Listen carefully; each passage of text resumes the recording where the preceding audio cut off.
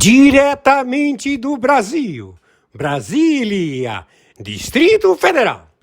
Quem vos fala, mestre Dinho, trazendo sempre informações na palma da sua mão, com notícias de utilidade pública, nacional e internacional. O mestre Dinho, eu quero aqui, antes de iniciar esta live, eu quero falar sobre o Pix do juiz Oscar Aníbal Chapan. Pix, Oscar Aníbal Chapan, @gmail.com. Repito, Oscar Aníbal Chapan, @gmail.com. Está na descrição desse vídeo. Muito bom dia, hoje dia meia dúzia, dia 6 de junho de 2026, horário 8 horas 33 minutos. A estratégia era utilizar as vacinas da morte, matar a população da América Central, América do Sul, através do envenenamento e proceder à invasão da China, com os seus contingentes operacionais, a tomar os estados, países, para eles ocuparem e fazer as suas colônias chinesas. Então, já está identificado o modus operandi da China, país do Comitê Chinês, máfia chinesa, fentanil, Rota da Seda. Eles são narcotraficantes comunistas a fazer a população do planeta, todos eles remidos através de doenças crônicas. Tudo isto foi descoberto. Então nós já estamos em guerra direta contra a China, contra a Rússia, contra a Turquia, contra a Norte-Coreia, contra 17 países do narcotráfico. E também estamos monitorando 27 países da União Europeia, todos juntos com a Guarda Revolucionária do Irã, a estabelecer o domínio do Brasil e de toda a América do Sul e América Central. Tudo isto já descoberto. O seu mentor intelectual, que foi descoberto, Luiz Inácio Lula da Silva, óbito, ele morreu e quem assumiu foi um espia chinês. Ele está ocupando a presidência da República do Brasil e 14 mil marinhas das Forças Especiais Delta e outras já se encontram deslocando-se em 12 aeronaves de guerra dos Estados Unidos que vão aterrissar em Brasília e vão fazer todo o monitoramento, a limpeza em toda a estrutura de logística, Banco Central, bancos domésticos, juizados, a área da Polícia Federal, da Polícia Civil, da Polícia Militar, todo o componente, todos os que têm pedigree, ou seja, identificação, fatos, atos e circunstâncias de serem terroristas, serão extraídos e levados a destino incerto. Hoje, dia 6 de junho de 2026, as tropas, 14 mil fuzileiros, já posicionados na intervenção supraconstitucional, 15 anos de intervenção dos Estados Unidos da América, junta militar, estabelecer o equilíbrio, a limpeza de todos os 27 estados, 5.070 municípios, combatendo o narcotráfico. Quem está falando é o interventor, o senhor Oscar Aníbal Chapano, juiz corregedor arbitral internacional na investigação de 206 países, sendo 196 já identificados, que operam na ONU. Reduto de Coluio, da Orcrim, Foro de São Paulo, Grupo de Puebla. Meu Pix é meu telefone, 21 997420789. Por favor, nos ajudem que temos que pagar a internet. Gratidão. Selva.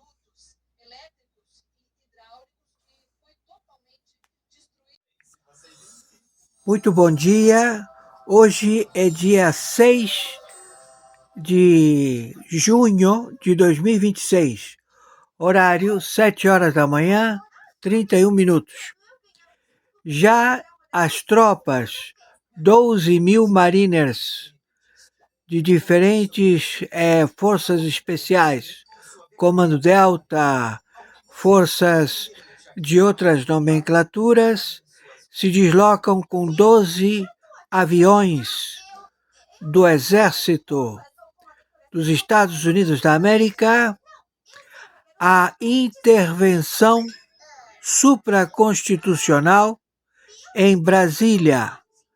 Brasília, ela está supraconstitucionalmente em intervenção de 125 países signatários do Tribunal Penal Internacional, de 206 países estabelecidos ao combate do narcoterrorismo global, de 196 países que se encontram compromissados com vastas provas, fatos, atos e circunstâncias que incriminam a administração da ONU com relação ao governo, à estrutura de governo terrorista da República Federativa do Brasil. Então, o Brasil já vai receber em Brasília 14 mil mariners de forças especiais que vão se estabelecer supraconstitucionalmente ao determinado processo de extração de todo o componente terrorista estabelecido nos poderes parlamentar, no poder do executivo e nos representantes judiciais do aparelho jurídico, todos já identificados com fatos, atos e circunstâncias irrefutáveis. E isto tudo procede hoje, dia 6 de junho de 2026, horário 7 horas da manhã, 34 minutos. Já está previsto a chegar, já deve ter chegado, né? 6 horas da manhã, já deve ter gente já onde todas as tropas já se deslocaram. Também tomamos a Ilha do Acre. A Ilha do Acre, onde é feito o contrabando, já foi visto. Então estamos já procedendo com esta intercessão. Correto?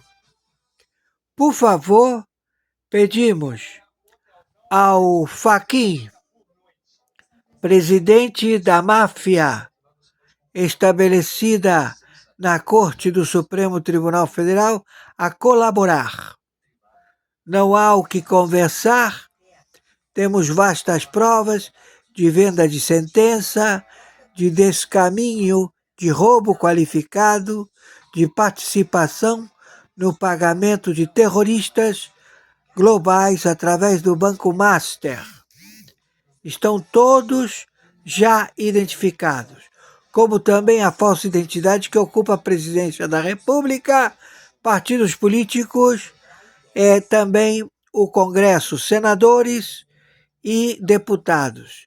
Também vários governadores e prefeitos, todos já a serem estabelecidas suas extrações. Hoje, dia 6 de junho de 2026, quem fala é o interventor, o senhor Oscar Aníbal Chiappano. Já está. Muito bom dia, hoje, dia 6, meia dúzia do mês de junho do ano de 2026, horário 3 horas da madrugada, 04 minutos. A operação de setembro, Limpa Brasil, ela já foi autorizada. Então, nós vamos agir em todo o sistema operacional de fé pública do Brasil. O judiciário, o componente de toda a PGR, o componente da Polícia Federal, o executivo, e temos todas as informações de todos os consulados de 17 países envolvidos neste procedimento de boicote aos Estados Unidos da América. Então nós já estamos na ilha do Acre, já entramos em Acre, na ilha do Acre, onde é feito todo o contrabando de drogas, todo o contrabando de armas, munições, mísseis, drones, tudo que é feito no Acre, que é monitorado pelo Exército do Brasil, eles estão enchendo a burra de dinheiro lá, com o contrabando de arma, contrabando de droga, contrabando de ouro, pedras preciosas, tudo. Então, as tropas dos Estados Unidos já tomaram o Acre. O Acre, a ilha lá do Acre, está totalmente tomada. E todos os militares, eles se surpreenderam, estão já sabendo da extração que vai ser efetivada no dia de hoje, sábado, meia dúzia, dia 6 de junho de 2026. Horário 3 horas da madrugada, 07 minutos. Então nós vamos pegar esse filho de uma puta, que se faz chamar Luiz Inácio Lula da Silva, e outros, como Fachin, outro filho de uma puta, o Fachin, outro filho da puta, Alexandre de Moraes, que é um filho da puta, outro que é o Toffoli, outro filho de uma puta. Vamos pegar o Gilmar Mendes, que é um filho de uma puta, e todos vão ser levados imediatamente. A captura é geral. Vamos tomar todo este posicionamento e também o Vorcado, esse filho da puta do Master, com todos os seus familiares. Eles fazem parte de o pagamento do narcotráfico global e também aqui no Brasil. Marcola, Fernandinho Beiramar, todos os terroristas, filhos de uma puta, serão levados aos Estados Unidos, ao Tribunal Internacional, onde tem a pena capital, onde tem a pena de prisão perpétua. Todos já identificados. Não tem para onde correr, vão pra puta que os pariu. Quem está falando é o interventor do Tribunal Penal Internacional, o senhor Oscar Aníbal Chiappano. Pela segunda vez, hoje, 6 de junho de 2026, meu Pix de sobrevivência é meu telefone celular, 21 99 742 0789. Nos ajudem que temos que pagar a internet. E você da internet, filho de uma puta, tu tá fudido também na minha mão. Ouviram? Anatel e a puta que te pariu. todos vocês, autarquias, Ministério Público. Então, retornando, 27 países da Europa estão envolvidos, os quais são sócios das fundações Obama, Biden, Clinton, se estabeleceram para seus enriquecimentos, estabelecendo capital nos Estados Unidos da América, através da transmissão via bolsa de 17 países do narcotráfico. Todos estes dinheiros se encontram no sistema financeiro americano, colocados por estes elementos. Quem está falando é o senhor Oscar Aníbal Chiappano, árbitro internacional. Estamos já no procedimento de proceder contra estes 17 países da América Central e da América do Sul, que vão ter todos os bens e todos os seus ativos financeiros confiscados e os seus laranjas terratenientes serão levados às autoridades dos Estados Unidos da América, ao Tribunal Internacional do Brooklyn, por crimes contra o sistema financeiro do Tesouro dos Estados Unidos da América. Meu Pix de sobrevivência é o meu telefone celular, 2199-742-0789. Meu Pix é meu e-mail, oscaranibalchiappano@gmail.com. Meu Pix é meu CPF, 510-466-44734. Estamos numa guerra de financiamento de terroristas, narcotraficantes globais, que eles foram todos alimentados pelo sistema financeiro econômico dos Estados Unidos da América, dinheiro de propriedade do povo americano, que foi transferido para pagamentos a estes terroristas que querem matar a população dos Estados Unidos da América. Temos bases militares secretas da China com ogivas nucleares em Itajaí, Rio de Janeiro, na Bahia, também em Pernambuco, também no Piauí, também no Acre. Está tudo sendo monitorado e vamos proceder imediatamente. Temos a captura imediata do narcoterrorista, falsa identidade, que se faz chamar Luiz Inácio Lula da Silva, também o seu vice-presidente Alckmin, que tem tratado internacional com todos a guarda revolucionária do Irã. Ele é o Mulan, ele é o general em chefe da guarda revolucionária do Irã, Alckmin. Ele preside este cargo no Irã. Os seus companheiros, todos eles são óbito. O único que sobreviveu é o Alckmin. Então temos a captura, a extração. Também o braço do Gilmar Mendes, do Toffoli, do Alexandre de Moraes. Eles são os terroristas localizados no judiciário.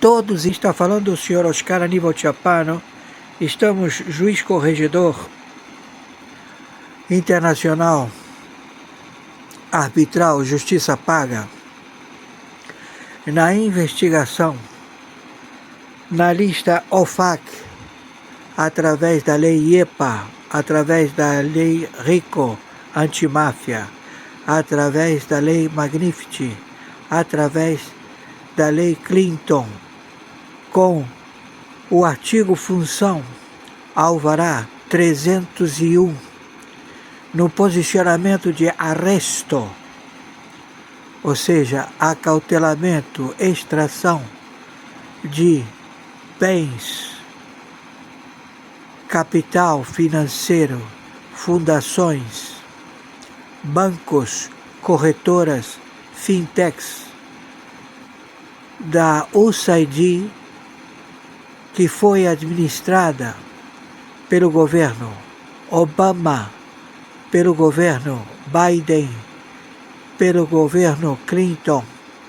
Todos estes ativos financeiros, eles procederam através de crimes contra a economia americana e depositados no sistema financeiro brasileiro.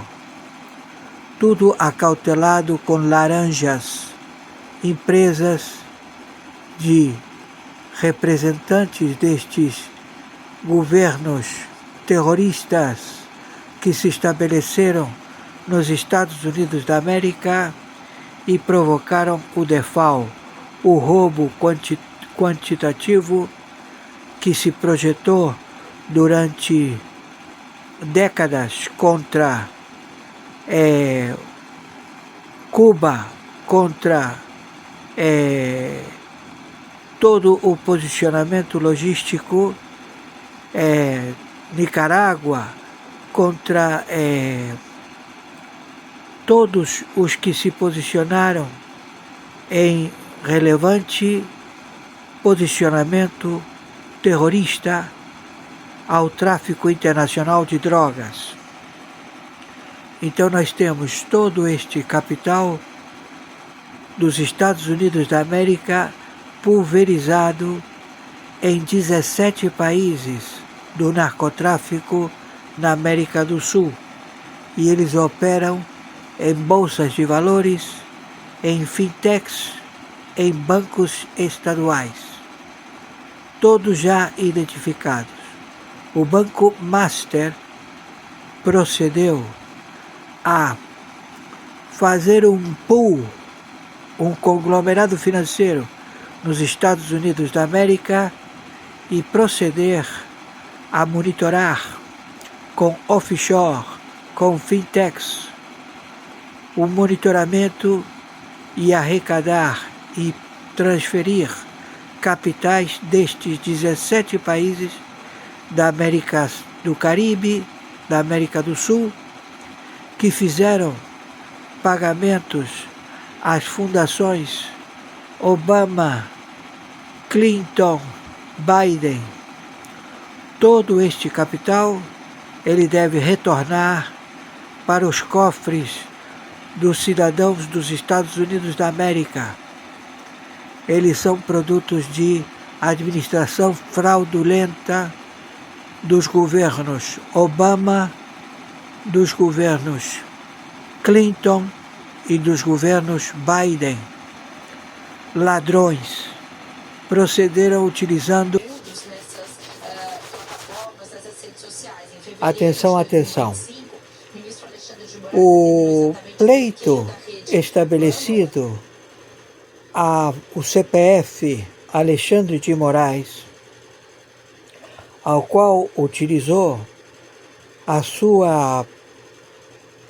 o seu cargo, a intimidação e a evocar de forma não processual na lei EPA, tratados binacionais, Estados Unidos com o resto do mundo, ao qual poderia ter feito todas as arguições, solicitando ajuda dos Estados Unidos da América, ele procedeu à captura e também hostilidade, também procedimento de tortura, procedimento de enforcement, tudo isso com a sua nuência, ou seja, em ato totalmente pessoal.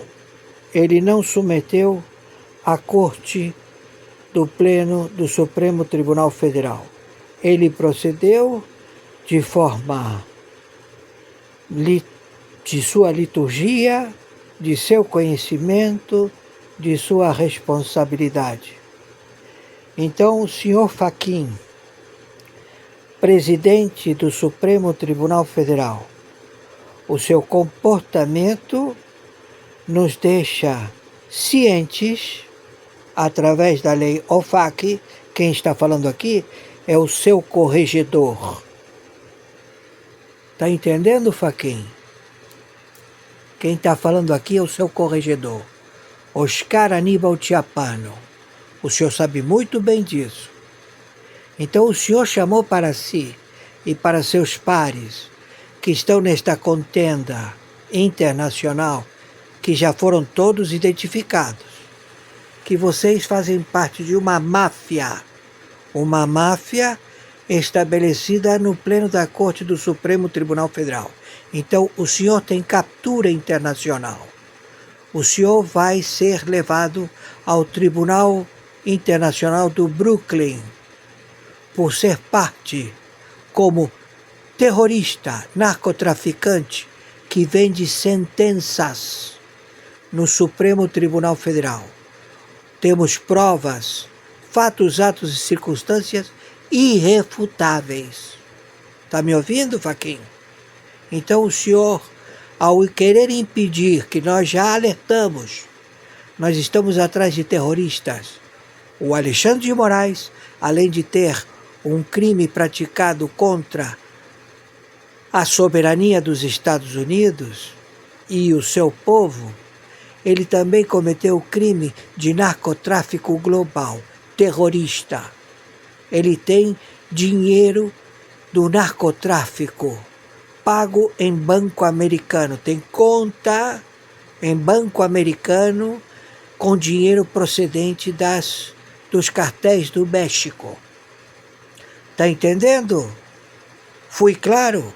Então, se o senhor está defendendo, é porque o senhor faz parte desse dinheiro que se encontra no banco americano que foi confiscado. E isso é prova. Meu Pix, 2199-742-0789.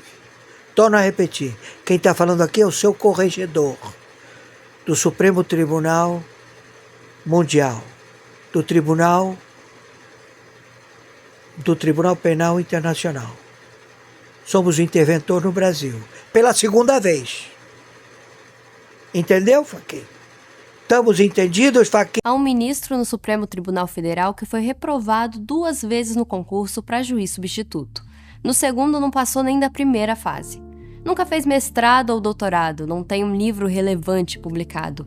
E antes de virar ministro, em quase 20 anos de carreira, não deixou uma produção jurídica digna da cadeira que viria a ocupar. Mesmo com esse currículo, esse sujeito já está no quadro da mais alta corte do país há quase 17 anos, num cargo que ele ocupará até 2042. Nessa condição, ele e a sua família passaram a figurar reportagens que estimam em valor de mercado um patrimônio imobiliário de mais de 26 milhões de reais.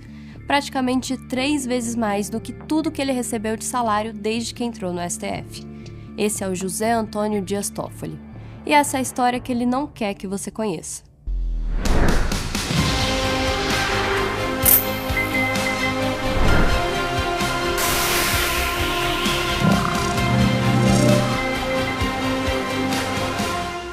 Em fevereiro de 2026, a Polícia Federal concluiu a quebra da criptografia do celular do banqueiro Daniel Vorcaro, dono do Banco Master, acusado de comandar uma das maiores fraudes financeiras da história do país. O aparelho havia sido apreendido meses antes, nas primeiras fases da Operação Compliance Zero. Nas mensagens, os investigadores encontraram menções a um resort do ministro. Além disso, há combinações de transferências, registro de ligações e o nome de Dias Toffoli aparece diretamente nas conversas. Esse não é um nome como outro qualquer. Toffoli era relator do caso no STF. Quando a Polícia Federal entregou o relatório ao presidente da corte, Edson Fachin, o tribunal entrou em crise. Fachin convocou uma reunião de emergência com todos os ministros. Durou mais de 4 horas. Ao fim, Toffoli saiu da relatoria, mas não se declarou impedido. Os ministros assinaram uma nota conjunta dizendo que não havia suspeição ou impedimento e validaram todos os atos que Toffoli já tinha praticado como relator. como isso aconteceu? É preciso contar essa história do começo. Dias Toffoli nasceu na cidade de Marília, no interior de São Paulo, em 1967. Foi o 8º de 9 filhos. O pai, Luiz Toffoli, era marceneiro e cafeicultor. A mãe, Sebastiana, professora e catequista. A família batizou todos os meninos com José e todas as meninas com Maria. Aos 19, Toffoli entrou na Faculdade de Direito do Largo de São Francisco, na USP. Pagou os estudos trabalhando como caixa da oficina da pizza na Vila Madalena. Presidiu o centro acadêmico e se formou em 1990. Até aí, uma história de superação. Na metade dos anos 90, o filho do seu Luiz e da dona Sebastiana tentou entrar na magistratura. Fez o concurso para juiz substituto 2 vezes. Foi reprovado nas 2. Na segunda, sequer passou da primeira fase, a de conhecimentos gerais de direito. É claro que isso, por si só, não define ninguém, mas ganha outro peso quando nós conhecemos o final dessa história. Toffoli não virou ministro do Supremo porque estava acostumado à lógica processual, à rotina da magistratura, à construção gradual de autoridade dentro do sistema judicial. Ele precisou bater em outra porta para isso. Ele teve que se submeter à política. O laço com a política parece vir de sangue. O irmão de Toffoli, José Ticiano, foi vice-prefeito e depois prefeito de Marília pelo PT. A irmã, Maria Esther, é servidora do Tribunal de Contas do município de São Paulo. Pelo lado materno, José Carlos Seixas, primo de 2º grau, foi ministro no governo FHC. Logo cedo, aos 26 anos, Toffoli já era consultor jurídico da CUT, a Central Única dos Trabalhadores. De 1995 a 2000, ele trabalhou como assessor jurídico da liderança do PT na Câmara dos Deputados. Toffoli fazia parte da chamada Tropa de Choque do partido, o grupo responsável por elaborar as manobras para obstruir as votações do governo FHC. O salto veio com as campanhas presidenciais. Toffoli foi advogado eleitoral de Lula em 3 eleições: 1998, 2002 e 2006. Na última, recebeu R$1 milhão em honorários. Com a vitória de Lula em 2002, a recompensa foi imediata. Toffoli foi nomeado subchefe de assuntos jurídicos da Casa Civil, subordinado a José Dirceu. Essa não é uma posição qualquer. A subchefia de assuntos jurídicos é, na prática, o filtro legal do governo. É por ela que passam as medidas provisórias, os projetos de lei, os decretos presidenciais. É onde se examina se o que o governo quer fazer pode ou não ser sustentado juridicamente. Ou seja, Toffoli não estava apenas dentro do governo Lula, ele estava dentro do núcleo de comando do governo Lula. Quando Dirceu caiu em 2005, acusado de corrupção, Toffoli saiu da Casa Civil e abriu um escritório de advocacia com a companheira Roberta Maria Rangel, o Toffoli e Rangel Advogados. 2 anos depois, Lula nomeou advogado-geral da União. Só para deixar claro, a AGU não é só mais uma pasta em Brasília, é a instituição responsável por defender juridicamente o governo federal. É a AGU quem atua nos tribunais superiores em nome da União. É quem sustenta as decisões do Executivo diante do Judiciário. É, na prática, a linha de frente jurídica do poder político. Foi nesse contexto que Toffoli ganhou projeção. Na AGU, ele recebeu o apelido de advogado de 255 bilhões, pelo volume de causas que conseguiu reverter em favor do governo. Toffoli provou que era útil, e quem é útil na política costuma ser recompensado. Em setembro de 2009, esse sujeito foi anunciado como a última indicação de Lula ao Supremo Tribunal Federal. Havia uma ironia na escolha: Toffoli ocuparia a vaga de Menezes Direito, o ministro que, 1 ano antes, havia relatado um caso em que o STF confirmou que reprovação em concurso para juiz de primeira instância configura ausência de notório saber jurídico.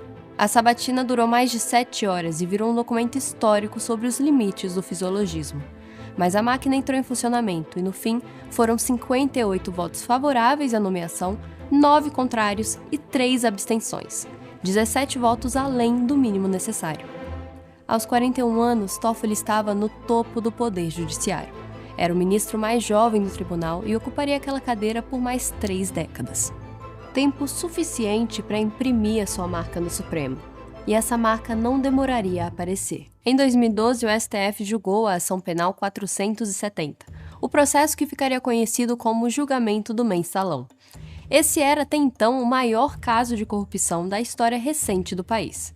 Mais do que isso, um julgamento que atingia diretamente personagens importantes do mesmo governo do qual Dias Toffoli havia participado. Toffoli votou pela absolvição de José Dirceu, o homem a quem era subordinado na Casa Civil. Argumentou que a única prova apresentada era o depoimento de Roberto Jefferson, um inimigo. Dirceu foi condenado pela maioria, mas anos depois, Toffoli derrubaria as restrições da Lava Jato impostas ao ex-chefe. Acredite, o padrão das decisões de Dias Toffoli ao longo dos anos não é ideológico, é relacional. Toffoli recorre às mesmas ferramentas que falamos no vídeo sobre o seu companheiro de tribunal Gilmar Mendes. Uma delas é a decisão monocrática, muitas vezes em momentos estratégicos. Vou dar um exemplo. Em julho de 2019, Toffoli, então presidente do STF, aproveitou o recesso judiciário para emitir uma decisão monocrática que suspendia todos os processos, inquéritos e investigações criminais em todo o país que usassem dados do COAF, da Receita Federal ou do Banco Central compartilhados sem autorização judicial prévia. A decisão atendeu diretamente a um pedido da defesa do senador Flávio Bolsonaro, investigado por rachadinha depois que o COAF identificou mais de R$1 milhão em movimentações atípicas do seu ex-assessor Fabrício Queiroz. O impacto foi devastador. Com a canetada, cerca de 700 processos foram paralisados. Investigações contra o PCC, a Operação Greenfield, além de desdobramentos da Operação Lava Jato. Toffoli determinou que o COAF lhe desse acesso irrestrito a todos os relatórios de inteligência financeira dos últimos 3 anos, dados de centenas de milhares de pessoas físicas e jurídicas. Depois disse que recebeu a senha, mas, abre aspas, jamais a utilizou. E a decisão não blindou apenas Flávio Bolsonaro, blindou o próprio Dias Toffoli. Um ano antes, segundo uma reportagem da Cruzoé, o ministro teria recebido transferências mensais de R$100 mil da sua esposa Roberta Rangel, mais de 4 milhões desde 2015. O Banco Mercantil teria identificado indícios de lavagem de dinheiro nessas transações, mas engavetado o assunto. Na mesma época, segundo a imprensa, a Receita Federal incluiu Toffoli e Roberta Rangel numa lista de pouco mais de 100 agentes públicos com patrimônio acima de R$5 milhões e aumento patrimonial acima de 500 mil no ano anterior. Gilmar Mendes e a esposa Guilmar também estavam na lista. Ao congelar o uso de dados do COAF, Toffoli criou uma barreira retroativa entre os órgãos de inteligência financeira e o Ministério Público. Afetou todas as investigações que dependiam desse fluxo, incluindo, potencialmente, qualquer apuração sobre os seus próprios dados financeiros. Em novembro de 2019, o plenário derrubou a liminar por 9-2. Toffoli votou contra a sua própria decisão. Pode parecer estranho, mas há um padrão presente ao longo de toda a sua trajetória no STF.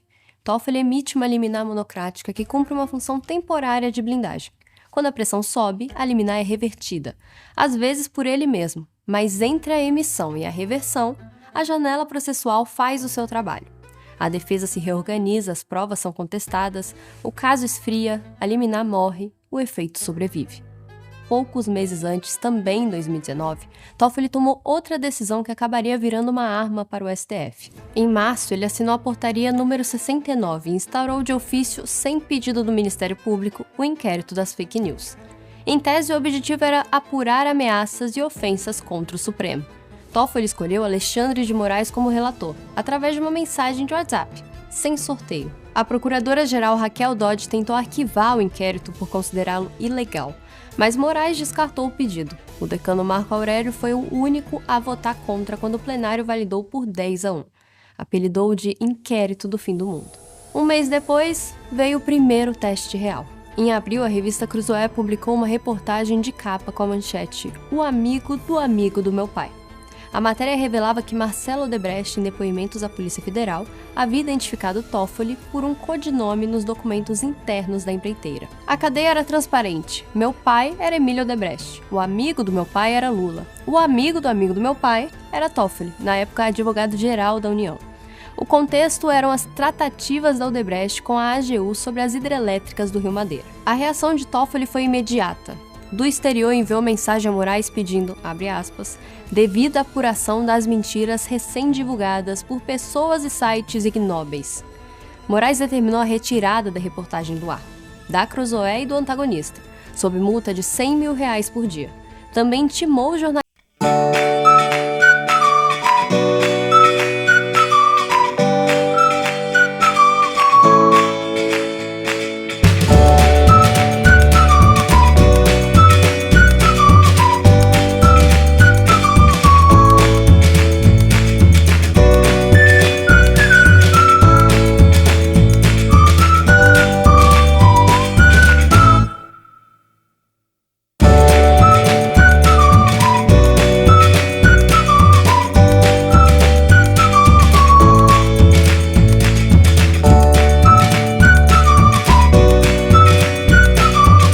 Esse inquérito acabaria virando o principal instrumento de Alexandre Moraes contra apoiadores de Jair Bolsonaro. Na prática, a primeira aplicação concreta dele foi proteger o próprio Dias Toffoli.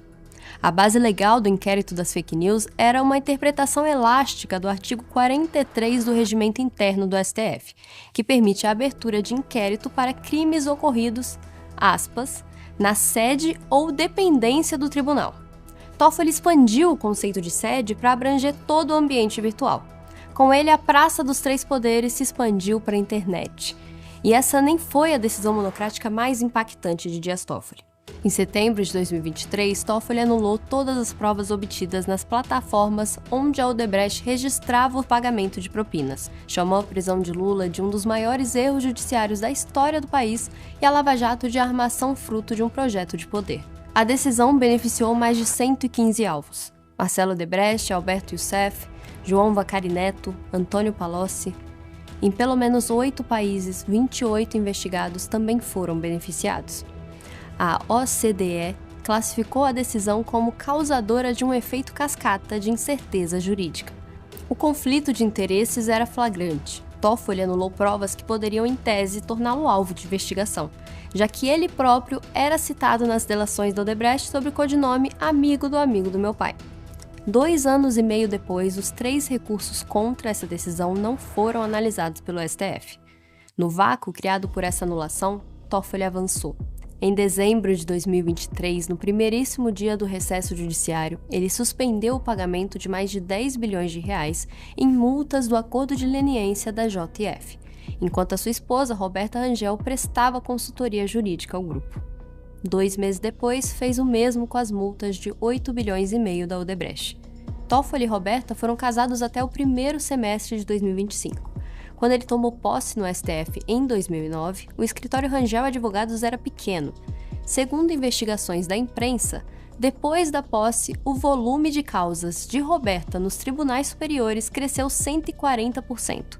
Saltou de 53 para 127 processos, quase todos envolvendo gigantes corporativas como a JF. O conflito parecia evidente. O Código de Processo Civil dizia em seu artigo 144 que juízes não podiam atuar em casos de clientes do escritório do cônjuge.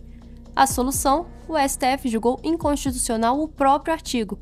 Gilmar liderou essa mudança que Toffoli apoiou fervorosamente. A justificativa foi que seria uma exigência hercúlea e materialmente impossível, exigir que juízes conhecessem as carteiras de clientes dos cônjuges. Com a trava removida, a indústria dos conflitos de interesse floresceu e o patrimônio do casal cresceu junto. Uma reportagem no Metrópolis de fevereiro mapeou o patrimônio imobiliário associado a Toffoli, a filha Pietra e a ex-esposa. O total estimado pela reportagem é de 26 milhões e meio de reais em valor de mercado. E a matéria diz que os valores declarados em escritura eram sistematicamente abaixo do valor real e sem registro de financiamento. A filha Pietra, de 25 anos, segundo a imprensa, comprou nesse ano um apartamento de 154 metros quadrados no setor noroeste de Brasília por 2 milhões e meio de reais à vista. Toffoli transferiu para ela, em 2023, uma casa de 451 metros quadrados com 2 andares e piscina no Lago Norte, comprada em 2006 por 700 mil reais, hoje avaliada em mais de 4 milhões. 2 imóveis menores comprados por Toffoli em 2022 e 2024 têm cláusulas de usufruto vitalício em favor de empregadas domésticas, um padrão jurídico para lá de incomum. O escritório de Roberta acumula um terreno de 1.875 metros quadrados com acesso ao Lago Paranoá, avaliado em 7 milhões de reais, e salas comerciais próximas aos tribunais superiores avaliadas em 4 milhões. O salário bruto de ministro é de cerca de 46 mil reais por mês. Em 16 anos de STF, a renda bruta total de Toffoli foi de aproximadamente 9 milhões, 1/3 do patrimônio estimado. Aliás, por falar nesses imóveis, Toffoli também aparece em delações, numa relação pouco republicana com pelo menos uma empreiteira. Léo Pinheiro, ex-presidente da OAS, relatou na sua delação premiada que o ministro do STF o procurou pessoalmente para resolver um problema estrutural na casa dele em Brasília, falhas de impermeabilização e infiltrações severas na residência no Lago Sul. Segundo a delação, Léo Pinheiro não indicou um mestre de obras. Enviou engenheiros da própria empreiteira à casa do ministro, que não apenas realizaram uma vistoria técnica, como mapearam o problema, indicaram uma empresa para executar a reforma e depois retornaram para uma auditoria final, garantindo que as infiltrações estivessem resolvidas. Toffoli disse que pagou tudo, que não pediu nada, mas o fato concreto é: o ministro do Supremo usou a infraestrutura técnica e gerencial do presidente de uma empreiteira condenado por corrupção, com bilhões em processo no tribunal para consertar a própria casa. O círculo se fechou anos depois. Em 2023 e 2024, Toffoli anulou todas as condenações de Léo Pinheiro na Lava Jato. Todas, usando a mesma tese genérica do conluio entre Moro e os procuradores. Ele estendeu a Pinheiro os mesmos benefícios que já tinha concedido a Lula e a Marcelo Odebrecht. No fim, o juiz que recebeu engenheiros da OAS na sua casa extinguiu as condenações do empreiteiro que dirigia a OAS. E esse nem de longe é o maior escândalo da vida de Toffoli. O caso que pode definir o futuro do ministro é outro. E ele começa numa pequena cidade no interior do Paraná chamada Ribeirão Claro. O Tayaya Aqua Resort é um complexo de alto padrão às margens da represa de Chavantes, de áreas de R$ 1.200 a R$ 2.700. 6 piscinas, quadras, heliponto e, segundo reportagens, um cassino com 14 máquinas de videoloteria e mesas de blackjack. Jogo proibido no Brasil. Diz a imprensa que os funcionários do resort sempre tratam Toffoli como o dono do lugar. A estrutura formal do negócio estava nas mãos de 2 irmãos do ministro, através de uma empresa chamada Maride de Participações, uma sociedade anônima com capital social declarado de R$ 150, sediada numa casa simples em Marília, no endereço do irmão José Eugênio. Um dos irmãos envolvidos é um padre. A atuação dele como sócio de um resort com suposto cassino clandestino gerou mal-estar na diocese. Pegou tão mal que o padre Toffoli fez um afastamento estratégico descrito eufemisticamente como um descanso espiritual. Toffoli só admitiu publicamente ser sócio da Maride em fevereiro. Até então, seu nome não constava no quadro societário da junta comercial, e ele declarava que o salário do STF era sua única fonte de renda. Segundo a imprensa, o ministro estaria por trás do resort há 20 anos, desde a idealização do projeto. E para manter o anonimato, a diretoria do Tayaya teria instituído medidas draconianas, incluindo a proibição de fotografias em reuniões e eventos com sócios. Nenhum registro visual que pudesse ligar o ministro ao negócio estava autorizado. Segundo a imprensa, desde dezembro de 2022, Toffoli passou pelo menos 168 dias no resort. Em média, 1 a cada 7 dias. Em julho do ano passado, ficou 28 dias consecutivos. No fim de 2025, teria fechado o resort inteiro para uma festa privada, com um grupo de samba e a presença do ex-jogador Ronaldo Fenômeno. No dia 30 de dezembro, conduziu depoimentos do caso Master por videoconferência de dentro do resort. A segurança durante essas estadias foi bancada com dinheiro público. Servidores do TRT-2 de São Paulo se deslocavam a Ribeirão Claro para escoltar o ministro no seu próprio resort. Foram quase 600 diárias, com 25 servidores envolvidos. O custo ao pagador de impostos foi de pelo menos R$ 548 mil. A cidade de Ribeirão Claro deu a Toffoli o título de cidadão honorário. O Fórum Eleitoral local foi batizado Fórum Eleitoral Luiz Toffoli, em homenagem ao pai do ministro, inaugurado com a presença de Dias Toffoli, que recorreu a uma aeronave da FAB para chegar à cidade. Essa história é bem pior do que parece. Segundo o relatório da Polícia Federal, em dezembro de 2020, a Maride adquiriu 33% do Tayaya por R$ 370 mil. Menos de um ano depois, vendeu metade dessa participação por pouco mais de 3 milhões de reais a um fundo chamado Arlim. Acontece que esse fundo era administrado pela REAG Investimentos, investigada na Operação Carbono Oculto por suposta lavagem de dinheiro do PCC. O único cotista do Arlim era outro fundo, o Fundo Leal. E o único cotista do Leal, conforme os dados da operação, era um sujeito chamado Fabiano Zettel, pastor, empresário e cunhado de Daniel Vocaro, o dono do Banco Master. Segundo a COAF, Zettel transferiu 25 milhões de reais ao Fundo Leal, e Arlim, por sua vez, investiu mais de 20 milhões no resort e nas empresas associadas. Ou seja, de acordo com a investigação, dinheiro que saiu da órbita do Banco Master chegou por 3 camadas de fundos ao resort da família de um ministro do STF. E não só o Master. Depois que a Maridit vendeu a sua participação, adivinha só quem comprou o que restava? Em fevereiro de 2025, Paulo Humberto Barbosa, advogado que prestava serviços à JF, pagou 3,5 milhões pelo pedaço. Segundo reportagens, empresas ligadas ao entorno da JF teriam investido quase 26 milhões na holding que controla o resort. Tudo isso aconteceu no ano seguinte à decisão de Toffoli de suspender a multa bilionária da JF. Mesmo após a venda, Toffoli continuou frequentando Taiaiá, por no mínimo 58 dias desde abril de 2025. E o que aconteceu quando a relatoria da investigação do Banco Master subiu ao Supremo em novembro do ano passado? Caiu nas mãos de Dias Toffoli. Aliás, em 2025, a ANAC registrou 10 entradas do ministro no Terminal Executivo de Brasília, metade em aeronaves ligadas, segundo as apurações, a parceiros de Daniel Vorcaro. No dia 28 de novembro, mesmo dia que foi sorteado o relator do caso Master, Toffoli embarcou no jatinho do empresário Luiz Oswaldo Pastore, rumo a Lima, no Peru, para assistir à final da Libertadores. Na aeronave, entre os 15 passageiros, estava Augusto de Arruda Botelho, advogado de Luiz Antônio Bull, ex-diretor do Banco Master, preso na operação.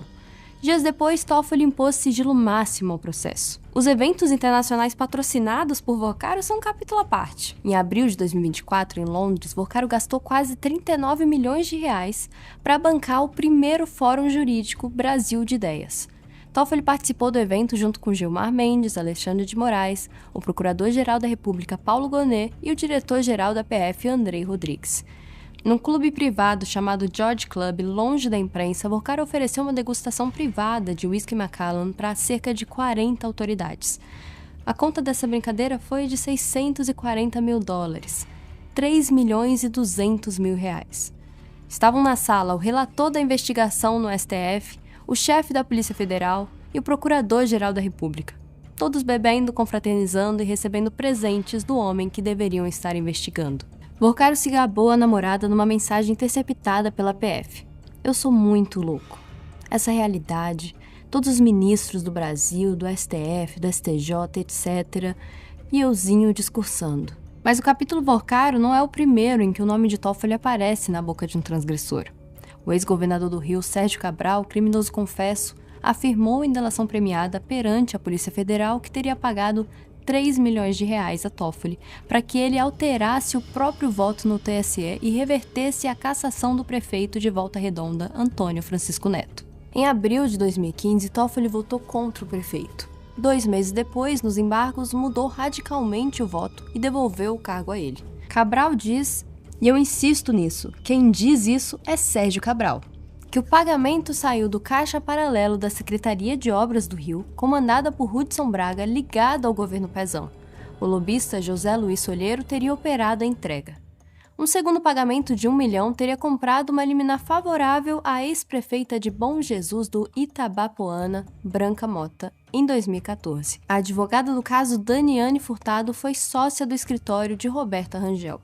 Toffoli nega todas essas acusações. Em maio de 2021, com base na delação de Cabral, a Polícia Federal pediu ao STF a abertura de inquérito. O PGR Augusto Aras opinou pelo arquivamento. Toffoli, como presidente do STF, arquivou de uma vez só 12 inquéritos baseados na delação de Cabral. Sem sorteio. Trouxe os autos para o próprio gabinete. A PF registrou nos relatórios oficiais. Pode-se afirmar, em tese, que o ministro Toffoli obstruiu 12 investigações criminais na condição de presidente do Supremo Tribunal Federal.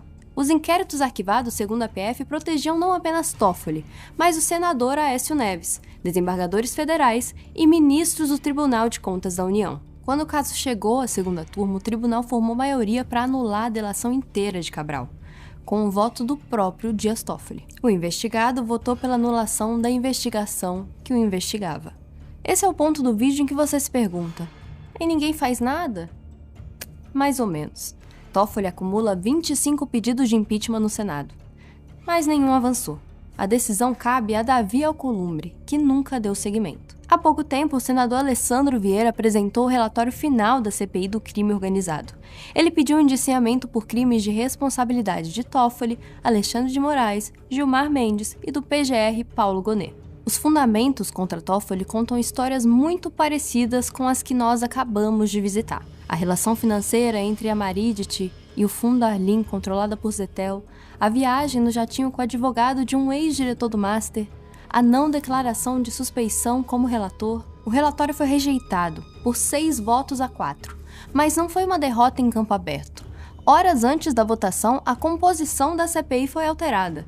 2 dos 11 titulares foram trocados, ambos favoráveis ao relatório, ambos substituídos por senadores de base do governo.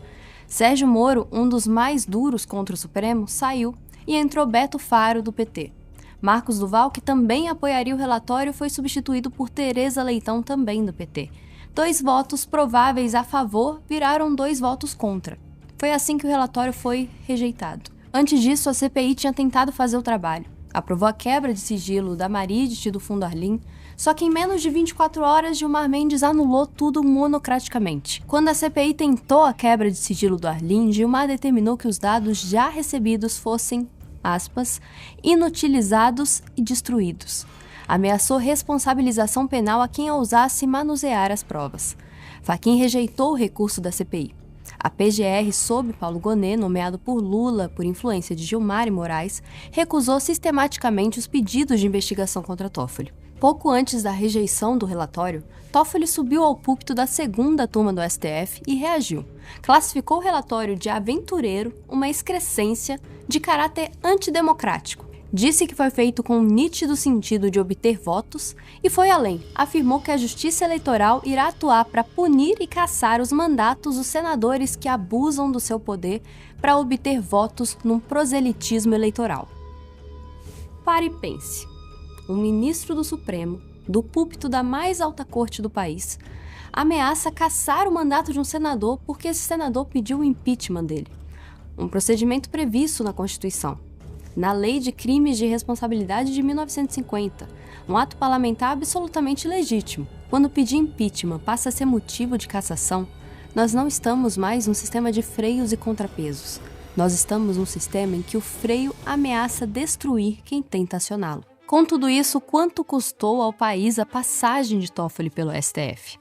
O resort no Paraná, o padre sócio de cassino, os fundos do cunhado do banqueiro, os jatos de Vorcaro, o uísque de 3 milhões, a esposa no escritório certo, com os clientes certos, a filha de 25 anos comprando apartamento de 2,5 milhões à vista, os engenheiros da OAS consertando o telhado do juiz que depois anulou todas as condenações do empreiteiro.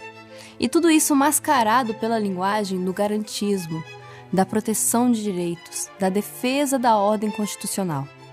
Agora analise a sua vida. A nossa vida.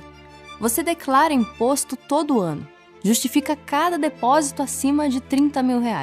Se atrasa o IPVA, o carro é apreendido. Se recebe Pix muito alto no mês, a Receita quer saber de onde veio. Se você dirige sem cinto, a multa chega em casa antes da conta de luz. E Toffoli? Toffoli anulou as provas que o citavam, suspendeu sozinho 10 bilhões em multas de clientes da própria esposa. Fechou um resort inteiro para uma festa privada e conduziu de dentro dele, por videoconferência, o caso do banqueiro cujo cunhado aparece, segundo a PF, nos fundos que investem nesse mesmo resort. Você paga imposto para sustentar esse sujeito. Continuará pagando porque Toffoli fica no cargo até 2042. Faltam ainda 16 anos. 4 eleições presidenciais, 4 Copas do Mundo, uma geração inteira de brasileiros que vai nascer, estudar e entrar no mercado de trabalho com ele sentado naquela cadeira. E de onde vem esse poder?